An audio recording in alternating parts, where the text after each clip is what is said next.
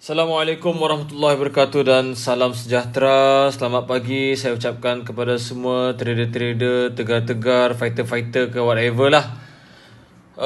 Okay, kita masuk dalam chapter 9 setelah berkurun lamanya. Saya bersedia untuk membuat pada hari ini. Alhamdulillah dibukakan hati untuk membuat pada hari ini tanpa mengharapkan apa-apa bayaran pun daripada korang. And insyaAllah tolong manfaatkan video ni, tolong manfaatkan pelajaran ni dan kongsikan bersama orang lain, okay?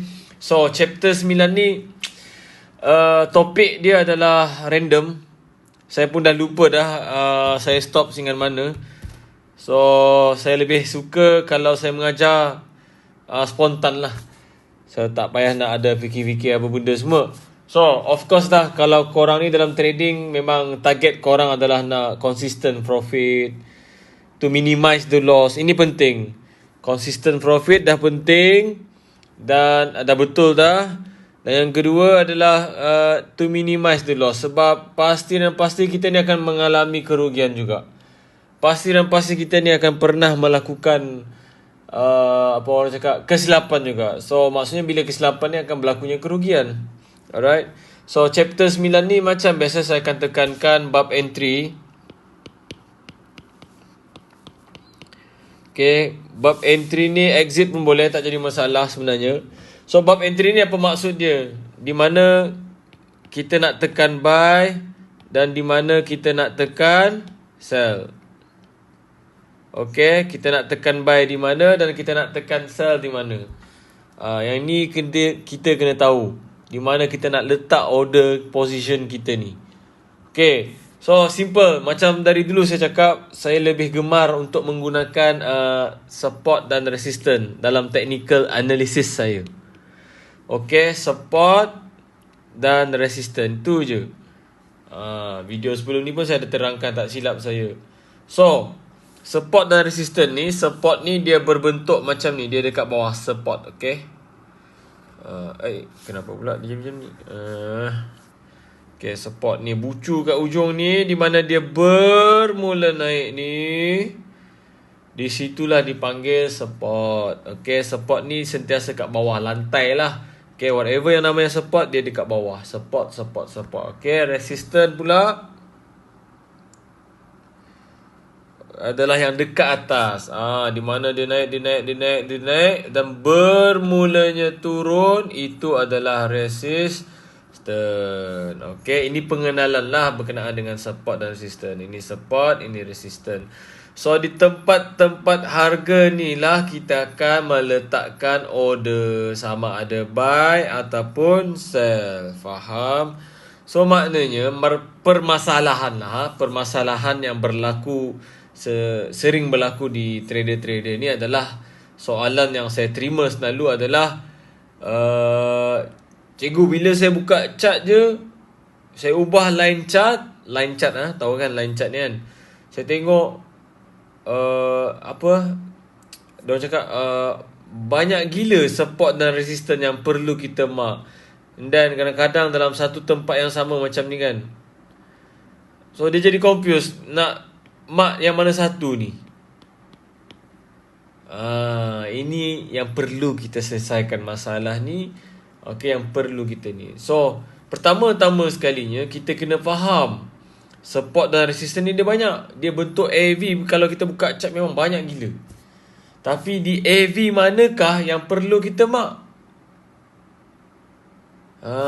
So dalam trading ni, ingat dalam trading ni dia ada sideway, market tu sideway macam ni. Kadang-kadang sideway ni pun dia menaik juga. Kalau kita tengok jarum dia atas bawah, kejap turun, kejap naik, kejap. Tapi dalam keadaan menaik, kejap turun, kejap naik, kejap turun, kejap naik. Ni pun dipanggil sideway juga, sideway yang menaik. Turun pun kadang-kadang slow, compact harga tu, compress. So ini pun dipanggil sideway menurun. Ini sideway mendatar. Faham tak? So sideway ni dia macam keadaan market tu tengah slow, blur. Dia tengah blur, tak tahu nak pergi mana. Tiba-tiba selepas sideway ni, contoh macam ni lah, dia menaik sideway. Tiba-tiba berlaku ada satu biji harga ni, sekali dia ada celup sekali kat atas ni. Faham tak maksud dia? Gitu.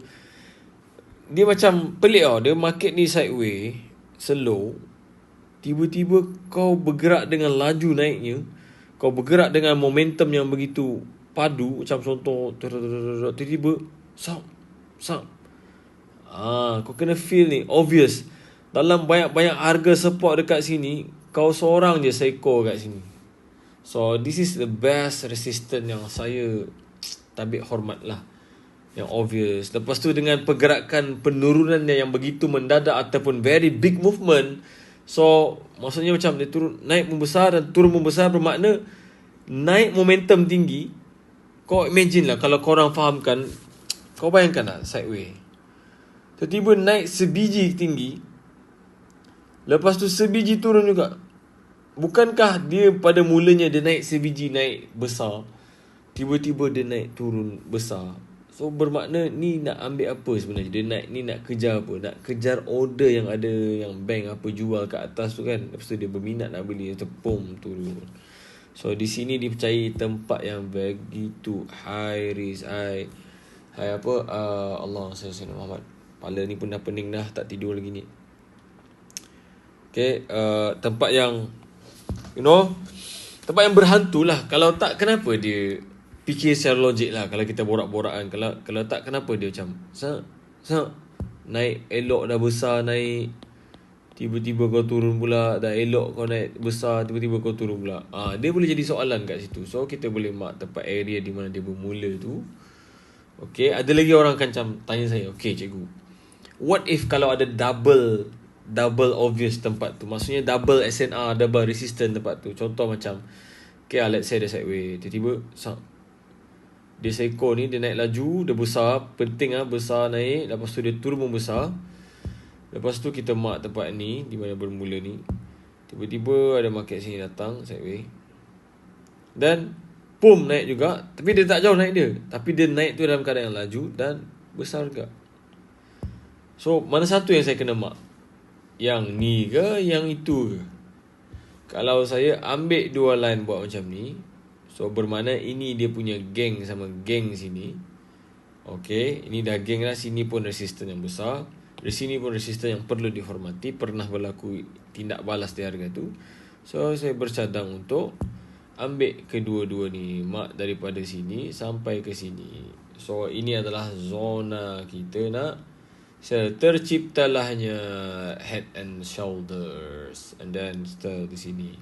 Okay, ataupun bila kalau tak ada reaction di lower time frame sampai sini, contoh reaction ni macam ni, dia punya tindak balas ada tak order dalam ni, dia akan buat macam ni. Kalau ada betul-betul order dalam tu, dia akan datang dalam keadaan yang ini dah tunjuk dia memang ni padu kan. So kebanyakan saya ni macam more to explain korang tentang kepahaman lah. So itu kalau reversal punya entry macam ni, betul tak?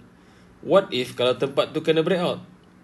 Contoh dia sampai sini, tiba-tiba dia breakout terus, tapi tempat ni fresh lagi, tak pernah ada yang sentuh,